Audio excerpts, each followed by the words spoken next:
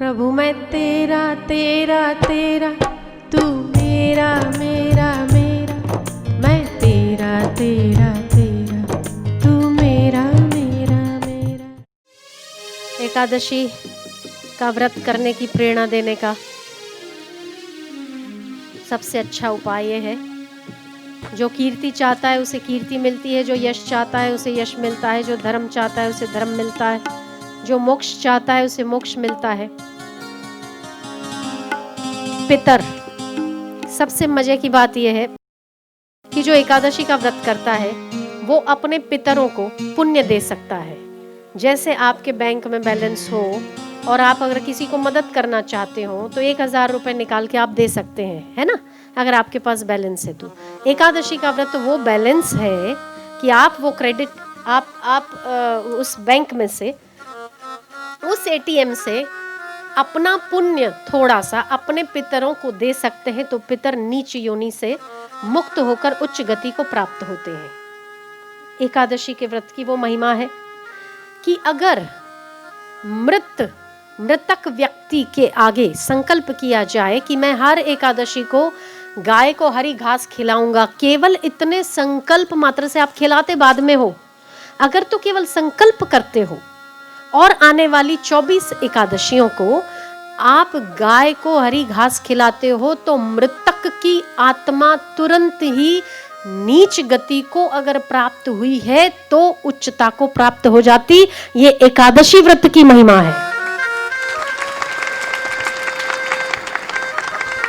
जिस व्यक्ति के पितर बहुत ज्यादा सपने में आते हो और उन्हें कभी कभी ये दिखता नजर आता हो कि वो नाराज है या धन धान्य में वृद्धि नहीं हो रही है और किसी ने कहा है कि नारायण बलि कराओ या ये कराओ, जो भी, वो सारे उपाय एक और है और आप 1 वर्ष की या 13 महीने की एकादशी का पुण्य संकल्प करके अपने पितरों को देते हैं तो उसकी मुक्ति निश्चित और निश्चित हो जाती है। इसीलिए एकादशी का व्रत करना ही चाहिए आपके बैलेंस बनाने के लिए, ताकि आपको अगर किसी को देना वेना हो तो बैंक में अकाउंट तो होना चाहिए, पैसा तो होना चाहिए कि नहीं अकाउंट में। ये पुण्यों का अकाउंट है, जरूर करना चाहिए। तो पूर्व काल में राजा अमरीश, राजा गादी, कई लोगों ने एकादशी का व्रत किया और स्वयं भगवान के दर्शन पाए। और आप एकादशी की महात्म्य सुनते अगर पढ़ते हैं तो उसमें आपको ये जरूर जानने को मिलता होगा कि अपने राज्य से निकाला गया बेटा, अपने घर से बेदखल किया हुआ बेटा एकादशी के व्रत से वापस माता पिता ने बुला लिए, आदि आदि ये कहानियां, ये कथाएं आपको एकादशी महात्म्य में सुनने को मिलेंगी। इसका अर्थ क्या है कि भगवान ने एकादशी का एक ऐसा वरदान दिया है कि अगर तो आप अपने अर्थ से दूर हैं, अर्थ मतलब आप अगर पैसे से दूर हैं या बेदखल किए गए हैं अपनी संपत्ति से, वो भी यदि एकादशी का व्रत विधिवत किया जाता है तो आपको आर्थिक और सामाजिक लाभ भी प्राप्त होता है। एकादशी का महात्म्य पढ़ते होंगे तो आपको पता चलता होगा। एकादशियां 24 हैं, 24 एकादशियां मानी जाती है। 24 एकादशियां भी आपको पता होगा, पुत्रदा एकादशी, कामदा एकादशी, कमला एकादशी, योगिनी एकादशी, मनोकामना पद्मिनी एकादशी। इन सभी एकादशियों में आप इनके नाम देखोगे ना, नाम से ही आपको लगेगा कि आपके धर्म, अर्थ, काम और मोक्ष की प्राप्ति के लिए 24 एकादशियां मानी गई। जिसको पुत्र नहीं है पुत्र मिलता है, कामना पूरी होती है। योगिनी एकादशी आपको योगी बनाती है ना।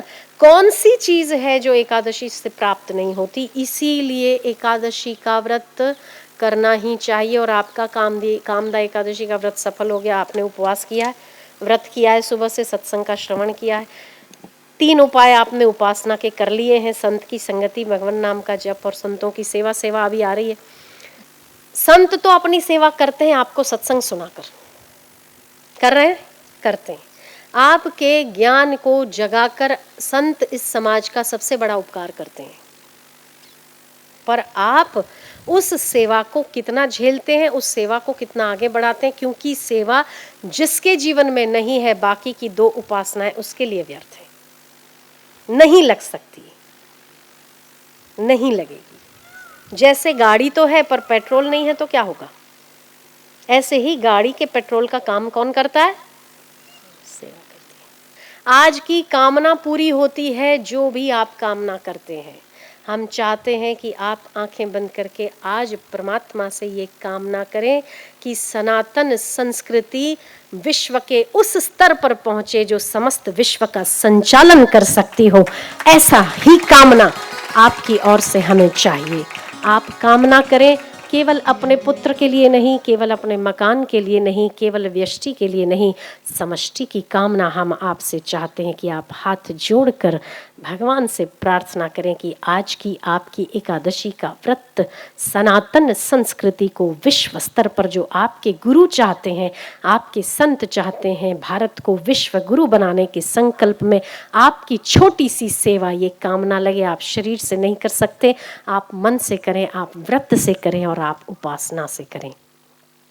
आप प्रार्थना करें कि आज की एकादशी का व्रत हम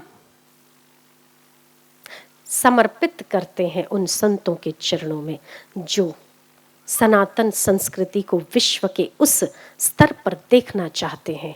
हमारा भारत विश्व का नेतृत्व करने का सामर्थ्य रखता है, पर कुछ नीतिमत्ता और कुछ नैतिकताएं, कुछ पाश्चात्य कमजोरियां ऐसी मानव मन के अंदर घुस गई हैं कि मनुष्य निर्भीक होने के बावजूद भी भयभीत जीवन बिताता है।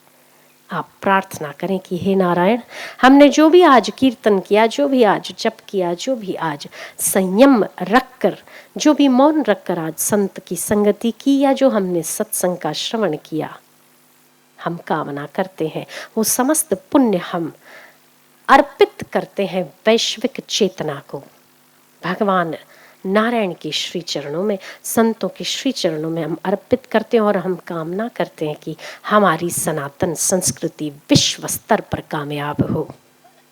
हमारे गुरु का संकल्प पूरा हो कि भारत विश्व गुरु बने और विश्व का नेतृत्व करे। इसकी महिमा जितनी गाई जाए उतनी कम है, पर अब ये देखना है कि आने वाली एकादशी को आपका एक व्यक्ति एकादशी करना चाहिए। आने वाली एकादशी को 15 दिन है, इन 15 दिनों में आप किसी एक व्यक्ति को जो एकादशी नहीं करता है उसको एकादशी करने के लिए प्रेरित करेंगे। ठीक है, करेंगे पक्का? ये आपकी सेवा है, क्योंकि सेवा होनी चाहिए। बिना सेवा के आपको सुना हुआ हजम नहीं होगा। डाइजेशन वीक होना तो ठीक नहीं है ना। जठराग्नि प्रदीप्त तो होनी चाहिए, तब भोजन पचता है।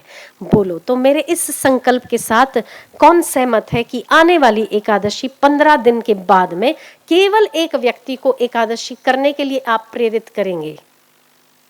15 दिन में एक व्यक्ति नाम लिख कर ले आना मेरे पास अगली एकादशी को, कि कौन से व्यक्ति को आपने प्रेरणा दी है, ऐसे व्यक्ति को जो कभी एकादशी नहीं करता।